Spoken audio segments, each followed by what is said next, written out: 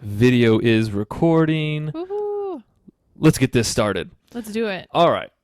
Podcast number 18? I think 18. And as we get started, Evie's already upset. Evie, our dog, Ugh! already upset. Assassins outside. Don't mind her. She'll stop in a second. Eh. It's always nice to have her around. There's like a presence that she brings. Oh Except my for that. gosh. Yeah, she's getting upset. Chill out, Ev. It's all good. We'll talk to you later. She's just jealous. She's just jealous. Probably the mailman is outside, is my guess. She hates FedEx and UPS. All right. Stop. So while she calms down, hopefully she calms down. Take a while. She normally sleeps during these things. Mm-hmm. Podcast number 18, we're going to be talking about the great debate of bilateral breathing. Dun dun dun. Very controversial. Mm. Tempers will Flare. flare.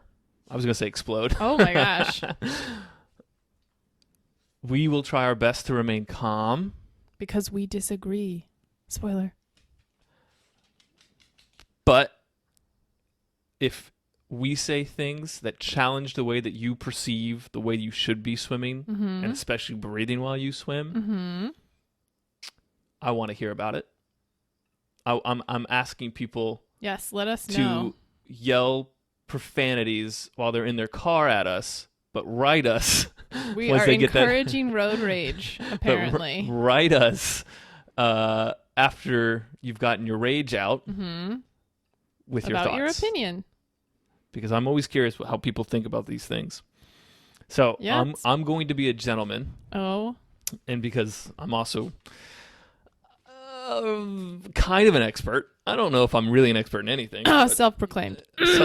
self-proclaimed expert. Exactly. I'm going to let you go first. Oof. So why don't you share... Guys, I wasn't prepared for that. It's also a tactic to throw you off your game. Oh my gosh. So- Is this debate class? Why don't you... Mm-hmm. You didn't prepare a statement? Oh my gosh, my opening remarks. Oh my God. So go ahead. What do you think? Well, How do you prefer? my self-proclaimed non-expert self. I used to only breathe to one side, Which side? to the right. Your dominant side? Yeah. Okay. I'm right-handed. Although I think I look better from the left side. You think you look better? Oh, you're when Yeah, you I take a think- I photo. think that's like my side. I don't know, but if I like tilt, I guess your left side's prettier. you guys. That was a joke. Hidden helpful hint from this podcast. Know your angles in photographs and videos. Anyway, just a tidbit. I always like to help. Oh, I'm getting faces. He's making faces because I'm not talking about swimming. Anywho, yes, I would always breathe to my right side. Growing up, the phrase you hate that I use when we talk about swimming, but that was when I predominantly trained the most. However, at a certain point in time, that is also the side that I developed shoulder and neck problems. I have a tear in my shoulder labrum on that side. It's from shot put, not swimming. Parentheses, I think. Close parentheses. I'm waiting for the bilateral breathing part. Yeah, I'm getting there. Anyway, I started having problems on that side. And so my coach at the time, no, I don't remember who it was or when this was like, oh, well, you're just putting too much strain on your neck by breathing to the same side, yada, yada, yada. Why don't you try breathing to both sides? So I did, and my pain went away. Ooh. However, Yes. as I've learned in the past few years since meeting you, the expert, Self-proclaimed. we found out that I maybe didn't have the greatest head position while breathing to one of the sides. Yeah, I don't remember which one. I don't know. I always prefer you breathing to your left. It's a much better looking breath. Yeah, you say I pick my head up a little when I So it breathe must be to the my right. Yeah, it's got to be. But anyway, so I started breathing to both sides, and I never stopped because it also prevented me from doing that gallop stroke that I feel like people actually really like. But when you break it down, it's bad for you and not as efficient as you could be because you have Technically speaking, it's not as downtime. efficient. Yep. I actually did want to swim like that at one point because I'm like, all the fast guys in my practice swim this way. I should try to swim this way. Hated it. Yeah, not something that should be forced. No, but every time I breathed to one side, I could do that. But when I breathed to both sides, I couldn't do that. Now I breathe to both sides all the time. I pretend in my head that it keeps my neck strain free. Like a placebo effect. I guess. I mean, I was younger. I didn't really know. I still don't really know. We can kind of think about this and think our way through it. There is a possibility that you were taking breaths in a way that it was bothering your neck. Right. That is possible, correct? And so, absolutely, you could have been turning your head too much. When you really think about it and understand a good breath in freestyle, and we are talking about freestyle right now, there's not a lot of neck movement. It shouldn't take that much movement from your neck. Yes. So if there's a strain in your neck, there's probably something structurally wrong, or you just structurally wrong with me. With anybody, right? If someone's neck is feeling strained from turning it to breathe, either there's something structurally wrong there that's not allowing mobility, or you're turning your head too much and you're straining your neck in order to get that breath. And this is always the interesting thing about problem solving or coaching. Just in general. Yeah, I think so, at least. Your coach said, oh, we'll just breathe to the left side as well. Correct. And so that was a strategy, in my opinion, of avoidance. That side hurts. Let's not take a closer look and see why it hurts, but let's just avoid that side. Right? Just so now to not have to work on my technique, you mean? Exactly. Oh, because they didn't actually have time? Or they just didn't even perceive it to be an issue and just said, oh, this is how we'll fix it? Easy. Here's the duct tape of the swimming world. Avoid it. Right. Right? But I found also, like, when I started doing anything in open water, I appreciated breathing to both sides, because sometimes if you only breathe to one side, you're staring directly into the sun, which, in case no one's looked directly into the sun, I'm pretty sure everyone has looked directly into the sun. We're all pretty dumb. Well, that you can't sucks. control where the sun shines. Yeah. So having both sides available and knowing how to do it, I think it's definitely something everyone needs to have in their arsenal. Agreed. Let's break this down by event and distance. Okay. So we obviously are talking only about freestyle. Correct. So 50 freestyle. Shouldn't be a breath at all. But if you have to breathe, it's very, very few breaths. I think 1 to 2 is okay. 2 to 4 max, right? Okay. First 25, though, you really don't need to breathe, in my opinion.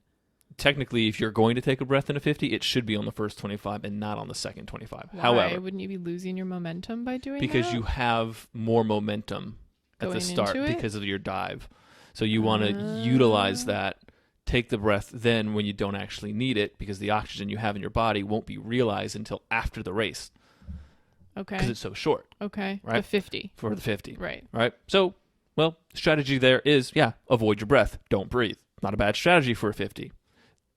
For 100, not an unsimilar strategy. You want to limit the amount of time that you take breath. So maybe there's an argument to breathe every 3, but I would actually say that's too frequent in a 100. That seems way too frequent. Yeah. I would say something more like, I don't know, every 4 to 8 breaths. Do you think, in 100? I guess as an aside to what we're talking about, do you think that you should always have a pattern that you stick to for each race that you have? Because I've never done that. No. Okay. You don't need a pattern. Okay. These are general concepts in that, like, we want to keep it simple for language purposes and say, okay, every 4. Well, within every 4, you might take a breath on the second stroke just because you need that breath. Who knows? Or we'll get there, or you need to kind of look to see where someone is next to you, right? So that's for the 100. And in my opinion, anything after 100, you should be breathing every other stroke. That's so much breathing. It's so much air. Who in their right mind wouldn't want that air? Because your body is being fueled by the oxygen that you're giving it. All right? Swimming is a weird mix of aerobic and anaerobic. It's not as straightforward as, say, running. But Okay. With that, a 200 is an aerobic event. It is not anaerobic like the 50 or the 100. So you have to supply your body with oxygen, because if you don't, you go into oxygen debt, Okay. and then you fail really quickly. Now, this is where I have a problem with bilateral breathing. Bilateral breathing doesn't just mean breathing every 3 or every 5 or every 7 or every 9. Bilateral breathing literally means you can breathe on both sides. You don't have to keep that pattern, though. Okay. Right? Does that make sense? Yes. So I always want people, personally, to pick one side to get proficient on first. Like when you're learning, or just when you're learning, in general? Or in general, right? Because we can always kind of refine and refine and refine. We could always be a little bit better, right? Right. I mean, that's why Olympic swimmers have coaches. Yes, all of them. Yeah. So if you can get one side really good and you feel very confident in it, then start working on the opposite side, because you need the skill to be able to breathe on both sides. You hear that? You need it. You do. You need the skill to breathe on both sides. Does that mean I win? No. Debate over? Because you don't need to breathe every 3 strokes. It's a falsehood. I think it's also I think it's important to make the distinction that it should be different between your practices and your races. What? I disagree with that statement. You might want to Really? clarify that. I will breathe every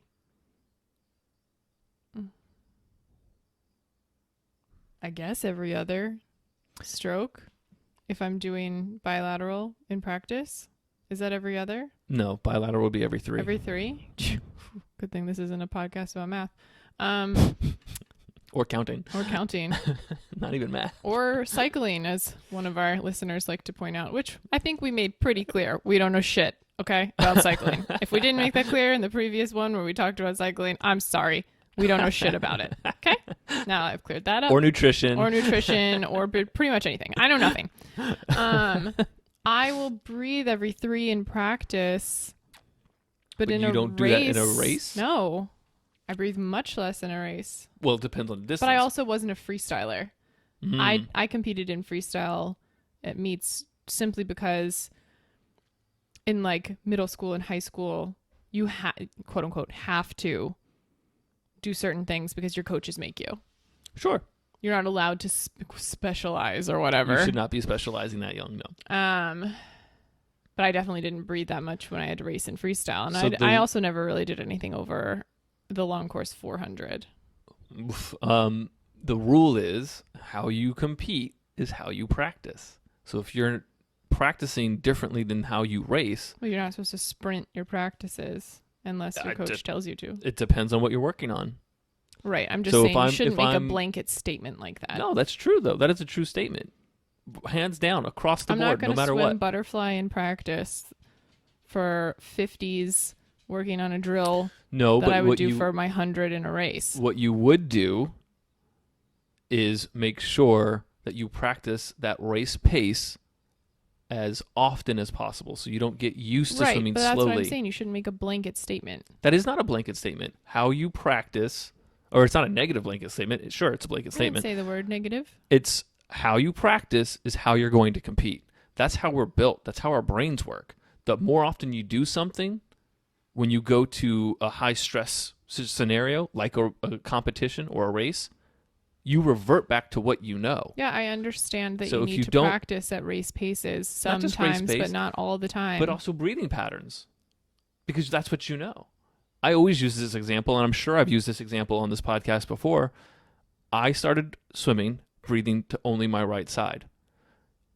My right shoulder started to hurt, and just like your coach, my coach said, "Oh, breathe to your left side."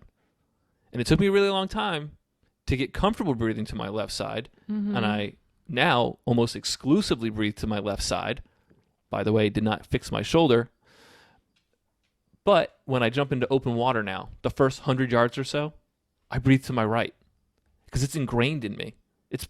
It's there. It's that neural pathway has been cut so deeply. That's what it reverts to. Right. So how you train, how you practice is what you're going to do in a competition or a race scenario. So how you practice should absolutely be the same way how you compete, as close to those conditions as possible. Does that make sense? But not for the whole practice. You're not buying this. No, I agree with you, but I'm not sprinting a whole practice. Well, that's what like USRPT is based off of. That's the whole idea. I don't train USRPT. I know that, and that's the whole point of Explain USRPT. I think we talked about this in a previous podcast. USRPT. I'm going to get this wrong. Ultra US. You're going to help me out here. That's 2 U's. Hold, please. Googling. I never get the acronym Ultra right. Short Race Pace Training. Right. Because the goal is, as soon as you hear that beep to jump off the block, your body should be conditioned to swim that speed. Because if you've given it the opportunity to swim a majority of the time at a casual speed, you will go to that speed. This is why USRPT training, it is boring and repetitive, but can be very beneficial. Make sense? I understand what you're saying. But it's the same thing with the breathing pattern. If you're going to set a breathing pattern in practice, you best believe that's what you're going to do in a meet. And if you're not, then you're thinking about your breathing pattern at the swim meet or at the open water race or whatever, and now you're distracting yourself from the task at hand. Right. So practice how you compete. Now, with that said, open water is a little bit different. So we talked about anything higher than a 200 freestyle. My preference is for people to breathe every other stroke so that they don't go into oxygen debt.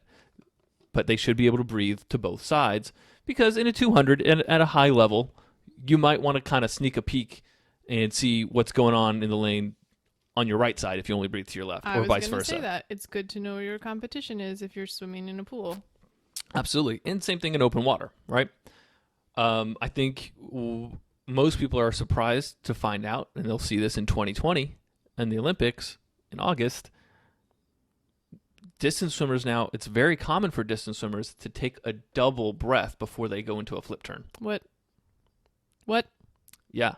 So as they approach their flip, they take a breath on their stroke, and then they take a breath before they flip, so that they don't. Are they lifting their head up like we're sighting? No. They take it to the side. I don't understand what you're saying. Breathe to the left, flip. That's what they do. So not all of them, but some of them will. Stroke, breath, flip. That sounds awful. It sounds crazy, and it's I feel like my body would stop moving. It's completely contrary to what I was always taught, Have you ever done that? Don't breathe into the walls. But for that distance, the 800, the mile, those distances, the 1,000, whatever, those distances require so much oxygen. It is aerobic that those specific swimmers find it beneficial to take in more oxygen as they go into a flip, so that their body can process that oxygen as they're underwater coming off the wall. That just sounds terrible. It does sound a little terrible. Pretty sure and I have done it before, I've yes. ever had has told me never to breathe in the flags. Yeah, For those of you who don't swim in a pool, the flags are, where are they? 5 yards. 5 yards off the wall. Yeah.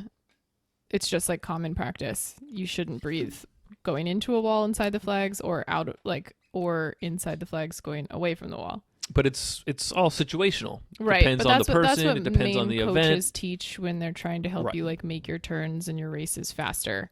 And also going back to being young and not specializing, right? Coaches aren't specializing kids basically in distance events, so they don't ever get into that nuance. Right. I think it is worth talking about that nuance with their distance swimmers so they don't get stuck at that level. Okay. Right? Because it's very easy to have the same coach for your whole swimming career, and then you go to college and you have a new coach, and now this new coach is telling you to do something completely different. Right. But you've been told forever not to do that. There's going to be some resistance there. Right. So it's worth talking about, I think, with young kids, even if they don't practice it, so to speak. However, back to the topic at hand, bilateral breathing. Now, I also am not some sort of totalitarian dictator that would get angry with any of my swimmers if they decided to bilateral breathe every 3 strokes. That's what I do. He yells at me constantly. He's lying right now. If if that's someone's preference because it makes them feel comfortable, I accept it. I will challenge them to practice other things. Comfortable, like at ease? At ease. Okay. At ease. Because there is a learning curve as well. Because when you're taking a breath every other stroke, it's very easy to anticipate the breath and start rushing the breath, and then everything kind of gets out of sync and everything falls to shit. Get into that gallop stroke too. Maybe there's other factors with that, right? So it is a bit of personal preference. However, you need to be practicing both options so that in an open water race that you're trying to get to a buoy. By both options, you mean? Bilateral breathing. Be comfortable breathing on both sides. And breathing to just one side. Make sense? Mainly knowing how to breathe to both sides so that you can. Okay. Right. So if I'm in an open water race and, I don't know, there's going to be a bottleneck at a buoy, I'm going to try to sprint to beat that bottleneck. Okay? And in that instance, the sprint in an open water race, I would breathe every other stroke because I need that oxygen after I get through the turn. Okay. Make sense? Yeah, that makes sense. So it's situational, and open water is very situational where it's dynamic and changing constantly because there's so many different factors. It could be people, it could be environmental, it can be whatever. All right? So keeping that in mind, none of the things that I'm talking about really is to say, do this outright. What about when you're learning to swim? Learning to swim, I always want people to pick one side. Does it matter, or is it just what side they're comfortable with? Well, usually if you have an instructor or a coach, they should be able to help you determine which side. How do you do that? Figuring out which side moves better. Which side of their body? Yeah, sometimes some people have limitation. New word. Limitation for their head turning to one side or the other. Okay. But they might not realize that. Right. So they might think, oh, I'm right-handed. I'm going to take my breath to the right side, but their neck is limited to the right side. They don't even realize it, and they can't get air. But then they pick their head up and go, well, this is the side I want to use. Okay. All right. So somebody from an outside perspective might be able to help and go, well, you seem to be rotating better to your left side. Let's see how that goes. Right. But figure out which side you want to breathe to and stick with that side. And when someone's first learning, my preference is for them to try to breathe every 4 strokes. Why so little? So they can focus on the next breath coming and not feel rushed with the next breath coming. Like get ready for it because they're still becoming comfortable with the movements? Right, exactly. Okay. It's like learning how to dance, right? You kind of have to like take it slowly first, and then all of a sudden now you're doing the cha-cha-cha. The cha-cha-cha. I don't know where that came from. Oh. Cha-cha slide? Sure. Whatever makes you happy. The electric slide? If that's what you want to learn. Yeah.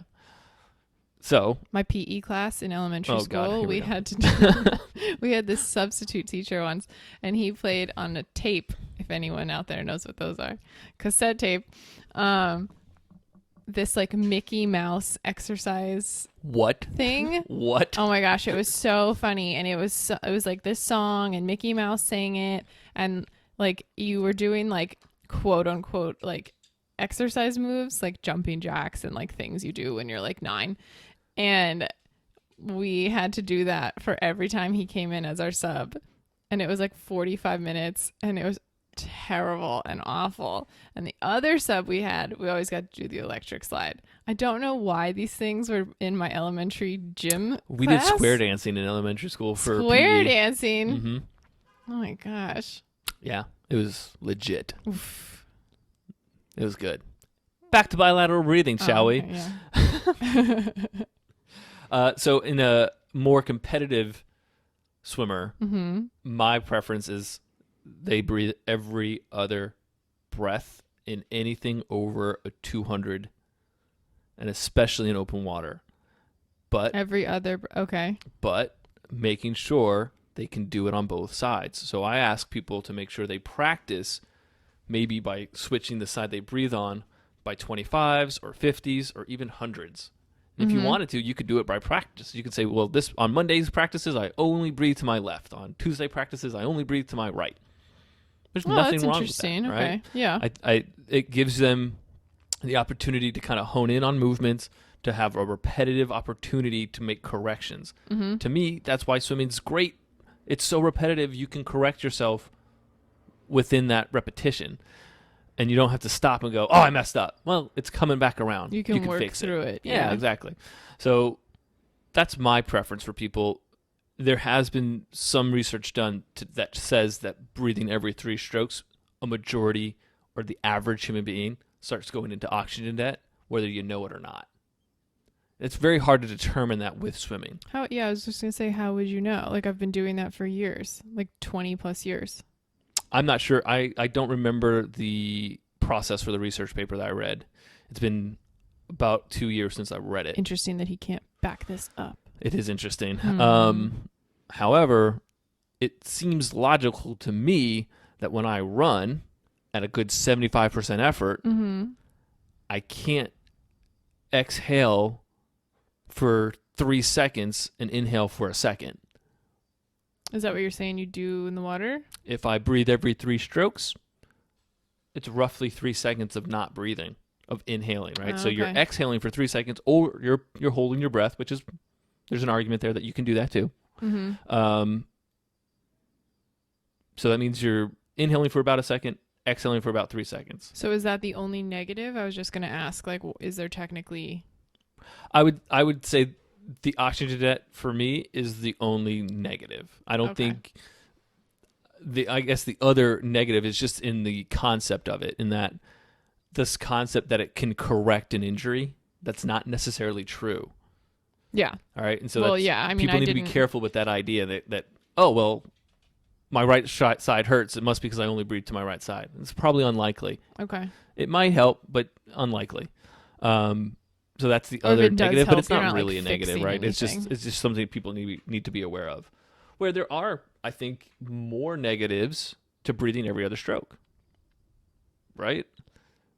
If I you don't know, have, right? Because that's what I do. What are they? If you besides oxygen debt. If you don't, no, breathing every other, not breathing every sorry. 3. The negative for breathing every other is body position. If you don't have a very good breath, it's very likely to disrupt your body position too frequently and cause more drag. Isn't that how you can get into the gallop? Not necessarily. No? No, I could gallop without breathing. It doesn't. Your breath doesn't necessarily. Can't it like help you fall into it? I don't know. I think the gallop comes more from a resistance thing, or if it is a breath thing, someone cutting their stroke short to get to their breath. Okay. Right? If I exit my arm early so I can take my breath early, then I'll start galloping. But that doesn't typically happen when I'm getting enough oxygen. Like having trouble picturing that, but I think I see what you're saying. So it's a negative short term to breathe every other. And it's short term because there's a learning curve that you'll have to understand to improve. At some point, you will improve and be able to breathe every other stroke with causing less drag. And that's to the same side. Correct. Okay. All right. But you shouldn't avoid that learning curve. You should lean into it. You should be willing to learn that as soon as possible. So if you breathe every 3 strokes, it will take you longer to learn how to breathe properly on one side. Because you're taking less breaths on that side. Yeah. I just also remembered that I definitely, in practice, I would like not breathe to a side if I didn't want to like look at someone. I would avoid breathing to a side in practice if there was like this giant wake that I knew was coming. Oh, that's smart. Mine was just, I'm a 12-year-old girl and I don't want to breathe that way. And as a 12-year-old boy, anytime I flipped on the wall and someone was next to me in the opposite lane, I would yell under the water. Sounds like someone wasn't very focused on practice. Because I just wanted to get their attention and mess with them. You're such a jerk. I was 12. And a boy. Oh my gosh. That's what we do stupid things. So don't be hard fast on these rules. Be able to do both. Breathe on the left, breathe on the right. Be adaptable. Be able to breathe every 3, be able to breathe every 2, be able to breathe every 4. Because especially when it comes to open water, you could potentially do all those things. There's no wrong or right. Right. It is all up to the person to say, it makes more sense for me to do X. However, physiologically, it makes more sense to breathe more frequently. Going back to the running example, when I'm running at a good 75% effort, I'm inhaling and exhaling roughly every second. I don't know if I've ever actually thought about that. It's worth thinking about. And when you Anything don't run higher- more than 3 miles at a time on the treadmill while you're watching Netflix, I don't know if it really matters. Well, that's probably why you've never thought about it, because you're too focused on watching Netflix and not how you're breathing when you run, which, well, who cares? You're not a runner. I don't care. Yeah, at all. exactly. Who cares? I had a point. I got distracted. Oh, sorry. Oh, anything higher than 75% effort, Mm-hmm. the breathing is going to change also. Well, I mean, Meaning- I stopped thinking about it. Yep. It's that weird thing where you're like, you think so much in practice, working on things, and then you dive in on your race, and it's just like, ah! What's going to happen? I don't know. Right. And that And then- goes back to my point where we talked about earlier. That's why I can never get over, especially, and I can't wait for August to watch this these lovely commentators interview all the swimmers as soon as they get out of the pool. What were you thinking those last 10 yards? It's like, bitch, I don't know. I just pulled myself out of that pool. You think I even know who you are right now? Ridiculous. Whoa. I should just have some anger there. We should just have an episode where I rant about things. Let's save that. That would definitely entertain at least I would two love people. to hear your rants about individual races during the Olympics. Oh my God, done. Anyone remember Lily King? I'll talk about her forever, and not in a nice way. Whoa. Whoa. Okay. Someone's got to learn some compassion. No, that's not what I'm thinking of. Sportsmanship? Sportsmanship. My Yeah. God. So any time someone is swimming and at a higher level than 75% effort, their breath is going to change. It's going to be less of a slow exhale and more of an explosive exhale, and Under the water. And a more I don't want to say force. It's going to almost, because it'll be an explosive exhale, the inhale becomes automatic and becomes very brief. Okay. Right? So the slower you go, or the lower effort you put into it, you can exhale slowly. But as you get faster, that doesn't work. It's just like So your that's- body won't perform. Is that what you mean? What do you mean Yeah, won't work? it won't work for you. Okay. You'll go into oxygen debt again because you're not clearing the waste fast enough. Okay. Yeah. So kind of the same topic because it's breathing, but a little off topic. Now, we're supposed to be having a debate here. Have I persuaded you that you should be at least attempting to breathe more frequently depending on the situation? Depending on the situation, yes. Will you practice? But that's also because breathing? I'm pretty sure like I do that in races anyway. Really? I'm pretty sure. I haven't raced Yeah, in it was last forever. time I you don't know. raced. Plus, like, I swim butterfly in races. I don't race freestyle. I hate freestyle racing. What's your breathing pattern for fly? I don't know. 200 fly. Never did it. Are you joking? Do you joking. know me at all? I'm joking. 200 fly. What's your breathing pattern? I don't have breathing patterns. I don't know. I think eventually two fly I ended up doing one up, one down. Yeah. But like I also never swim two fly the way my coaches wanted me to. Everyone wanted me to like pace it and build. And why did you think you naturally gravitated to one up, one down?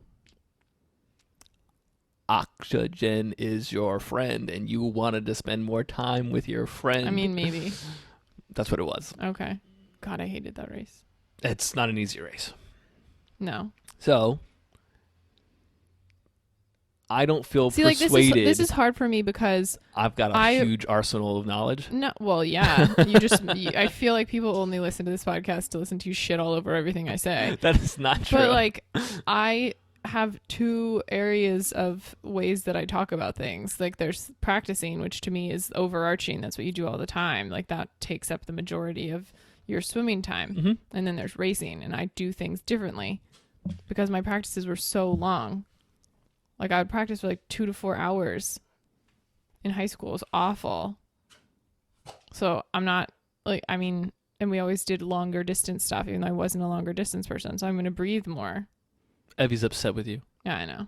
And now I feel like I'm contradicting what I'm saying. I've like lost my train of thought. Yeah, because I won. I guess so. But I feel like I always, I don't know. I need to Whenever I make watch you distinctions swim, when I talk about things because Yeah. to me, like I will directly pull from what I do in practice because that's Mhm. more often what I do, and I don't race anymore. right. I So was I going to just- say, when I watch you swim easy, you breathe every 3. Very naturally. Yeah. I feel like I only breathe to my right when I swim freestyle fast. The last time I did Right. that was in the Bahamas last year, and so that's what I'm trying to think of right now. I was about to ask you. Yeah, So there you go. probably. So, So maybe we did agree after all, and your wife just doesn't know how to use her brain. or maybe I just convinced you. Or maybe the bleach in my hair just got to my brain cells. Maybe. I don't know. I would like to ask people listening to at least try either setting a practice that you breathe to just one side and another practice you breathe to the other side. Mhm. And then you can go nuts and on a third practice breathe bilaterally every 3 strokes. If that's Just play around with it. Yeah, play around with it. Become proficient in all the options and Mhm. don't use this idea of avoiding one side as a legitimate reason to not breathe to one side. Oh, okay. You know, Right. some people will say, well, I'm terrible at breathing on my left side. Mm-hmm. And plus Dominic said I could breathe to just one side anyway, so it's fine. No, So it's okay. wrong. That's not what I'm saying. False. Be able to breathe to both sides consistently every other stroke. Because when you want to change it, you should be able to change it. Mm-hmm. Okay. All right. I think that makes sense. Good. I think we're done here I guess I lose. for now. Unless If there's- I'm happy to come back to the table if you've done some research and you can. if there's any ever debate that I win, It would only be about donuts, probably. probably. Probably. That's true. I'm sure there's other things too, but donuts mostly. Probably non-swimming related. Not swimming related, for sure. All right, let's wrap this up. Okay. Anything people need to know? Find us on YouTube. Find us on Instagram. Find us on Facebook. Find us on Twitter. Find us on the internet. Subscribe to our podcast. Leave a comment. Let us know. Go to our Take website. time to review us. We'd really appreciate it. Yes, please review us on iTunes. Even if you don't like us, I really don't care. Review. I care. Don't review that. Go to our website. Mm-hmm. Lissa does a great job of writing blog posts on the website. Who knows the content that you can find there? Not even You me. run the Not even me. gamut of things that you write about. It can be super random. So check that out. Obviously, subscribe to the podcast. Mhm, And mhm. always, please give us feedback, especially about this topic. If you have questions about this, also Let us know. let us know. I'm always happy to respond and give you some of my thoughts on whatever your questions are. Mhm. All right. That's that. Thank you. Bye.